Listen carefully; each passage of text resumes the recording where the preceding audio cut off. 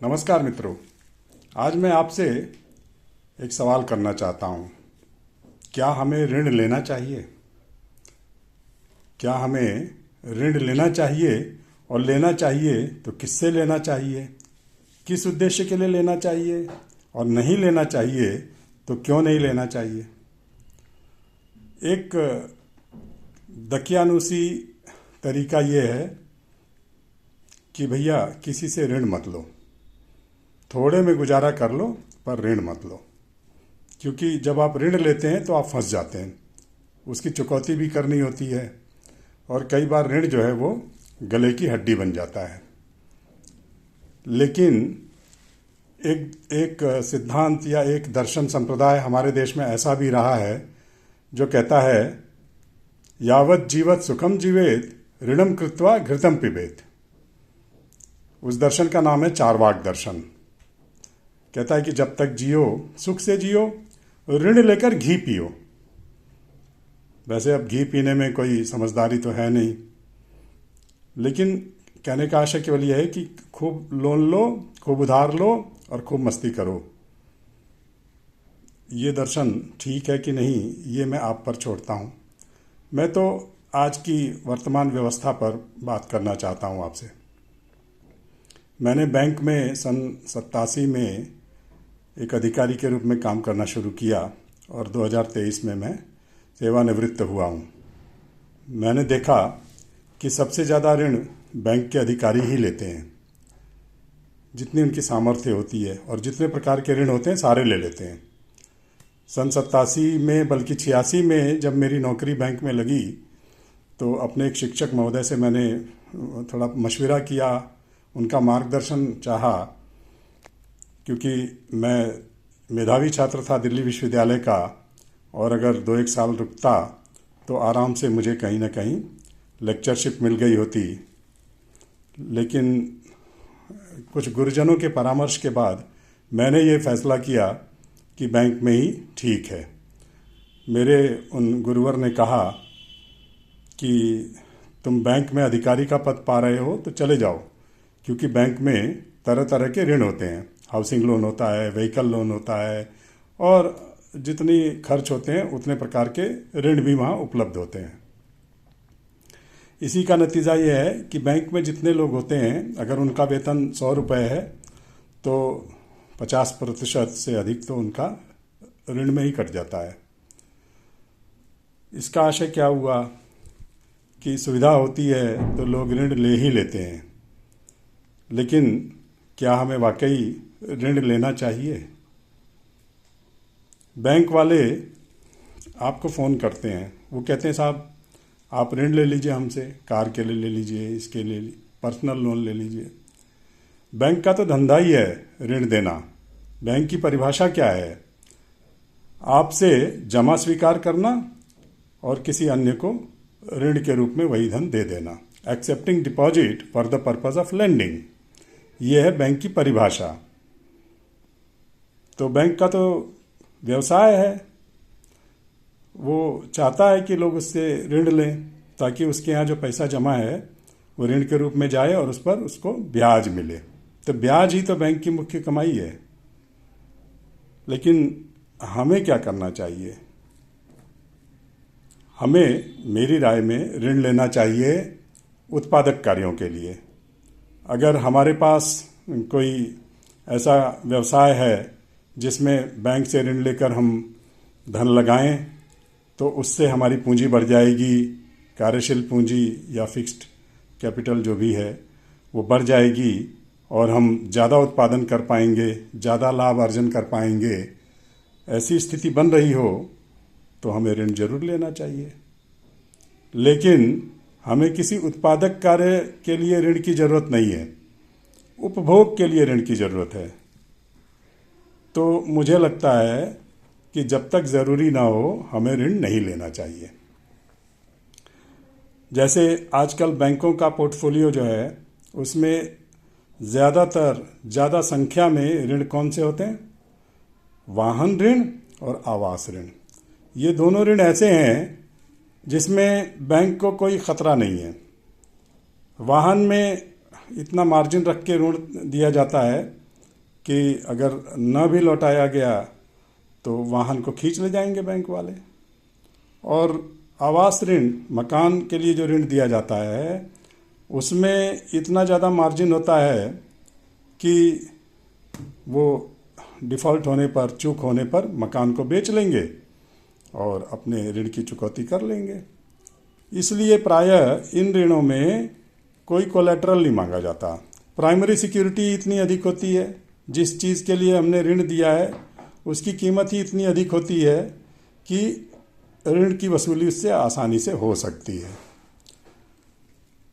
ज़्यादातर कोलेटरल लिया जाता है औद्योगिक परिसंपत्तियों के लिए या व्यवसाय के लिए, जिसमें जो माल है वो आता जाता रहता है और कभी ऐसी स्थिति भी आ सकती है कि व्यवसाय की जो संपत्ति है उसकी कीमत इतनी ना हो कि वसूली हो सके, तो उसके साथ कोई और संपत्ति भी ले ली जाती है, मॉर्गेज कर ली जाती है। जैसे जो ऋण करता है उसका घर या कोई और चीज़ या कोई गारंटर ले लिया जाता है जो उस ऋण के भरपाई की जिम्मेदारी ले।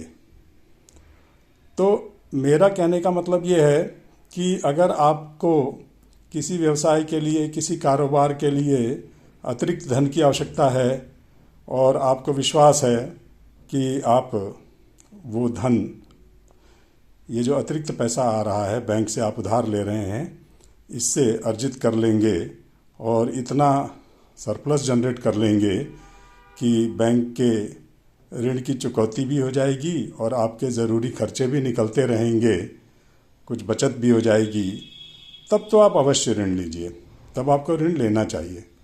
लेकिन उपभोग के लिए ऋण लेना कोई समझदारी नहीं है। आजकल हम देखते हैं बहुत से लोग बैंक का ऋण न चुका पाने के कारण या इधर उधर से बड़ी ब्याज दर पर, ऊंची ब्याज दर पर ऋण लिए हुए होते हैं और वो चुकौती नहीं हो पाती, तो जो उधार मांगने वाले लोग होते हैं अपनी दी हुई रकम को वसूल करने के लिए बार बार दबाव डालते हैं और दबाव में आकर लोग क्या करते हैं, आत्महत्या तक कर लेते हैं। तो ऐसा क्यों होता है? शायद उन्होंने अपनी जो कैश फ्लो बाद में होने वाला है उसकी कैलकुलेशन ठीक से नहीं की होती है, या कुछ परिस्थितियां ऐसी बन जाती होंगी कि उनके व्यवसाय में उतना धन आ नहीं पाता है और उनके ऋण का बोझ निरंतर बढ़ता चला जाता है। इस वजह से लोग क्या करते हैं, हताश होकर चारों ओर से जब उनको लगता है कि अब हो नहीं पाएगा किसी तरह से, तो वो बेचारे आत्महत्या कर लेते हैं। और बड़े दुख की बात है कि कई बार पति पत्नी बच्चे सब समाप्त हो जाते हैं। ये बहुत ही दुखद स्थिति है। लेकिन एक विडंबना भी है, मैंने देखा, वसूली भी की मैंने कुछ समय, तो मैंने ये देखा कि लोग जो जिस उद्देश्य के लिए ऋण लिए हुए होते हैं उस उद्देश्य से इतर कार्यों में उस ऋण की राशि को लगा देते हैं। जैसे 1 करोड़ ऋण लिया तो अपने व्यवसाय में तो उसका 50 लाख ही लगाया, बाकी 50 लाख रुपए किसी अन्य कार्य में लगा दिए। बिटिया की शादी कर दी, एक बढ़िया सी कार ले ली, विदेश घूम आए, इस गहने बनवा लिए। ऐसा भी होता है कि घर में गहने बनते रहते हैं और उधर व्यवसाय जो है वो रुग्ण होता चला जाता है, इकाई रुग्ण हो जाती है। तो ये तो कोई अच्छी बात नहीं हुई। आपने धन जिस काम के लिए उधार लिया था उस काम में लगाइए। अगर आपकी इकाई अंडर फाइनेंस्ड है तो भी वो खराब हो जाएगी, और अगर ओवर फाइनेंस्ड है, ज़्यादा पैसा आपने झोंक दिया, तो भी खराब हो जाएगी। पर्याप्त वित्त पोषण होना चाहिए उसका। जितने पैसे की आवश्यकता है उसमें लगाने की उतना ज़रूर लगाइए और निरंतर उसमें जुड़े रहिए। अक्सर ये होता है कि जो हमारे उद्यमी हैं, व्यवसायी हैं, जिन्होंने ऋण लिया होता है, उनकी जो निजी क्षमता है या जो उनकी आदतें हैं वो व्यवसाय के अनुरूप नहीं होती। ऐसी इकाइयाँ भी मैंने देखी कि जब उत्पादन शुरू होने वाला है, सब कुछ आ गया है और व्यवसायी किसी गलत काम में फंस गया, किसी महिला को लेकर फरार हो गया, तो क्या होगा? तब ऋण कैसे लौटेगा? ऐसा नहीं होना चाहिए। मेरा ये ऑब्जर्वेशन है कि जब हम ऋण देते हैं तो हमें लौटाने वाले की क्षमता, उसके स्वास्थ्य की स्थिति, उसका उठना बैठना, उसकी आदतें, ये सब भी देखनी चाहिए, उसका चरित्र देखना चाहिए।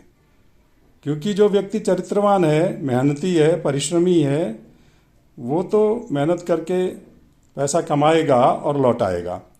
लेकिन यदि किसी में कुटेव हैं, गलत मार्ग पर चलने वाला व्यक्ति है, या उसको व्यवसाय का सलीका ही नहीं मालूम, तो कैसे व्यवसाय करेगा, कैसे लौटाएगा? जैसे बैंकर्स आमतौर पर व्यवसायी परिवारों को, जिनके यहाँ पहले से व्यवसाय होता आया है, ऐसे लोगों को ऋण देने में बड़ा आराम अनुभव करते हैं, बड़ा कंफर्टेबल रहते हैं। उनको लगता है कि, उनको विश्वास होता है कि यहाँ से हमारा धन वापस आ जाएगा। और एक चीज़ है, धन को वापस लाना ही बैंक का उद्देश्य नहीं होना चाहिए। मुझे ये लगता है कि व्यवसाय भी आगे बढ़े, निरंतर उसमें उन्नति हो, तभी हमारा धन सुरक्षित है। नहीं तो पैसा लौटाने वाले तो बहुत सारे लोग मिल जाएंगे। आपसे आज 100 रुपये ले रहे हैं, शाम को 110 रुपये लौटा देंगे। लेकिन ये बैंक का उद्देश्य या किसी भी ऋणदाता का उद्देश्य नहीं होना चाहिए। उसका उद्देश्य ये रहता है, आमतौर पर ये होता भी है, कि ऐसी गतिविधियों के लिए ऋण दिया जाता है जिससे देश समाज को लाभ हो, जिससे हमारे आर्थिक जगत में सकारात्मक वृद्धि हो और जो पूरे तंत्र को सहयोग देने वाली गतिविधि हो। ऐसी गतिविधि, तो गतिविधि हमारे लिए ज़्यादा इम्पॉर्टेंट है। क्या काम हम करने जा रहे हैं वो ज़्यादा ज़रूरी है जानना, न कि हमारा धन वापस आएगा कि नहीं। ठीक है, ये तो हम सुनिश्चित करते हैं, करना चाहिए कि हम जो धन दे रहे हैं वो वापस भी आ जाए, लेकिन किस उद्देश्य के लिए दे रहे हैं वो उद्देश्य भी देखा जाता है, देखा जाना चाहिए। और जो उस व्यवसाय का करता है, उसको निष्पादित करने वाला मुख्य व्यक्ति है, उस पर भी ध्यान रहना चाहिए कि वो कैसा है। इसको कई बार हम लोग चूक जाते हैं देखने से।